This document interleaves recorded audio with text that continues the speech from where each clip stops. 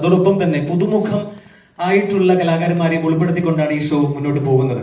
അത്തരത്തിലൊരു പുതുമുഖത്തെ ഒരുപക്ഷെ ബോളിവുഡ് സംഗീത സന്ധ്യകൾ, ബോളിവുഡ് നൈറ്റ്സ് ഒക്കെ കൃത്യമായി കാണുന്നവരാണ്, മുംബൈയിലെ ലൈവ് ഷോസ് കാണുന്നവരാണെങ്കിൽ ഒരുപക്ഷെ നിങ്ങൾക്ക് ഇദ്ദേഹത്തെ കണ്ടുപരിചയം ഉണ്ടാകാം. കാരണം അത്തരത്തിൽ ബോളിവുഡ് ഷോയിലെ മുംബൈയിലെ വളരെ സജീവ സാന്നിധ്യമായ ഒരു കലാകാരനാണ്. മറാഠി ചലച്ചിത്രങ്ങളിൽ ഗാനങ്ങൾ ആലപിച്ചിട്ടുള്ള ഒരു കലാകാരനാണ് ശിരീഷ് കാംബ്ലെ. അദ്ദേഹം കിഷോർ ദായുടെ അതിമനോഹരമായ ഒരു ഹിന്ദി ഗാനം നമുക്കായി ഈ വേദിയിൽ ആലപിക്കാൻ എത്തുകയാണ്. Let's all with a big round of applause welcome a great singer Shirish Kamble onto the stage. So over to you. So have you decided it's Kishore Da song or Kishore Da song?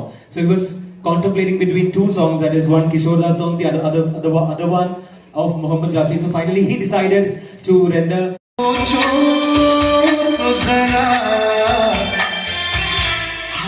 ऐसे न आगे बड़ा कीजिए